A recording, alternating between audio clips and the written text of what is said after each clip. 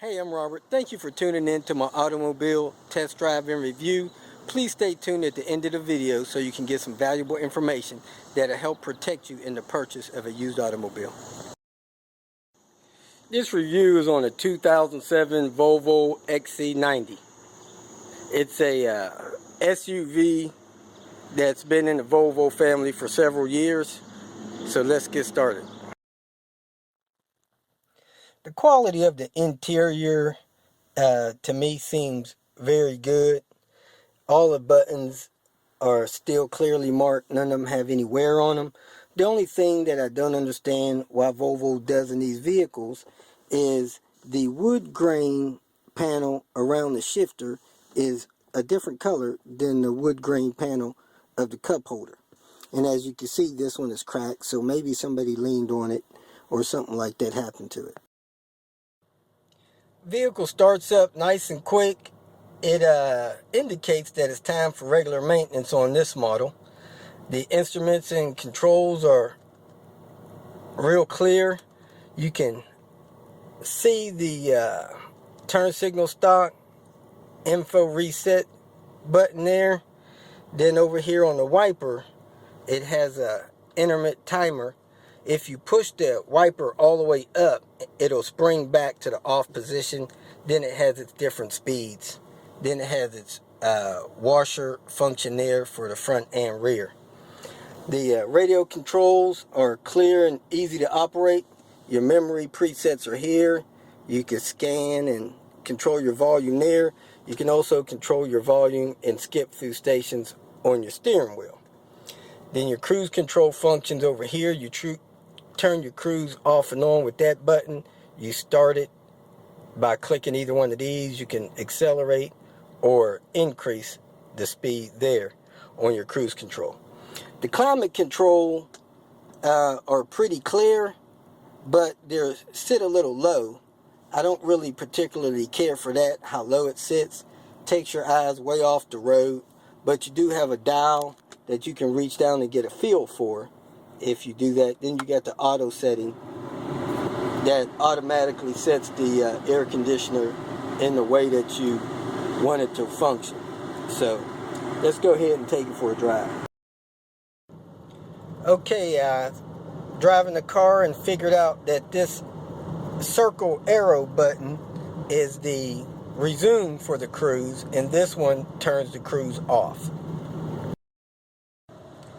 Right now I have the cruise control set on 50 miles an hour. On a flat surface, it seems like the car gets about 28 miles to the gallon when it's on a flat surface with the cruise control set at 50. You turn the little knob over here and it'll show you that what your average is since their last reset. So it's getting about 18 miles to the gallon running around town. Tells you your range to empty. And then it tells you your average speed since it was reset. So if your average speed is 26 miles an hour, your average fuel economy on this one is about 18 miles to the gallon. So right now I'm cruising on a flat level ground. It's getting 30 miles to the gallon with the cruise control set at 50. The only things that I don't like about the vehicle is when you're in between shifting points and you go from coasting to accelerating, you sometimes can feel the transmission jerk a little bit. But other than that, the ride is nice, smooth, predictable, and it doesn't behave bad at all. The engine panel is laid out pretty good. You got your engine oil dipstick over here. You service your oil right in the middle. You got your coolant bottle, very visible. You got your brake fluid visible and your power steering fluid visible. So all your self-service ports are very visible.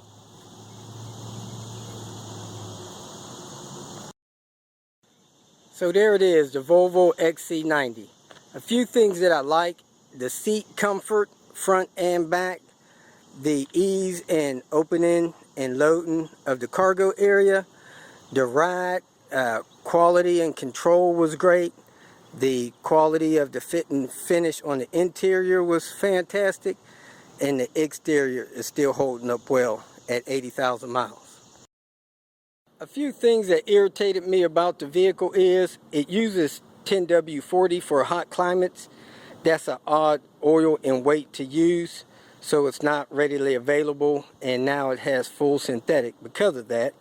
The couple of the hub center pieces are getting this shattered appearance.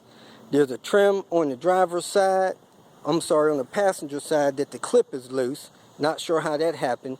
There's a speaker that has a couple of clips broken on it on the inside of the driver's mirror, so that hangs a little loose. You got that wood trim at the shifter area that's a different color from the shifter to the cup holder, and the hood supports are getting weak and won't hold the hood up. So it may hold the hood up for a little while, and then the hood will come crashing down and close on you.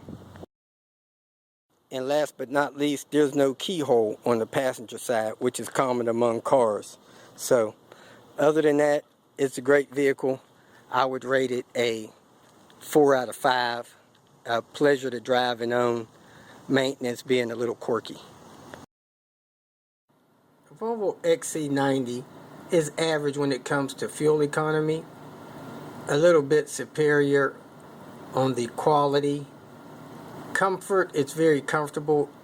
Very quickly got comfortable in the seating arrangements front and back. Very comfortable on a long trips. Service, it's a 4. Not too many people want to service them, but it is able to be self-serviced to a certain point. Reliability, I haven't heard any complaints from the owners of those that are newer than 2004. So I give it an overall rating of a 4. Thank you so much for watching my review. Now there's a few things that you want to be sure to do prior to pulling the trigger on purchasing a used car. One thing you want to do is have an auto check or a Carfax type report done. You'll need the VIN number, and you take that VIN, enter it into that website, and you'll get a report of any history of any accidents. It's not a foolproof, but at least you'll know, especially if it has any salvage or theft history. Another thing you want to do is take that VIN, contact the automobile manufacturer, either a dealership or the manufacturer customer support nationwide, and find out if there's any recalls against that car and if those recalls have been done. Another thing you want to do is take the car to a certified mechanic or check it out thoroughly yourself. I have a video how to check out a car prior to purchasing it, and it's probably called a test drive video or something like that.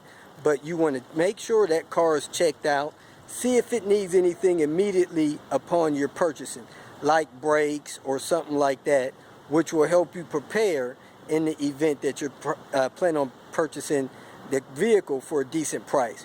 You don't want to overpay and then spend hundreds of dollars on upkeep that should have already been done. Another thing you want to do is take the car, the mileage, and the condition and filter that through a good website for checking values. My favorite website for checking values is NADA Guides. That's a standard that a lot of insurance companies use, and if you use that guide, it'll give you a truer, closer value for the car.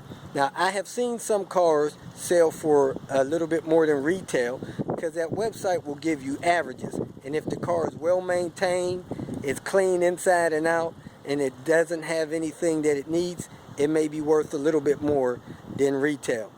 And last but not least, you want to make sure that vehicle fits your needs and your plans for the vehicle. You don't want to buy a vehicle that's going to be uncomfortable for you and or your family to own and drive. So if you have any questions, go ahead and post them. Hopefully myself or someone else that's familiar with the vehicle will respond to them. Have a great day.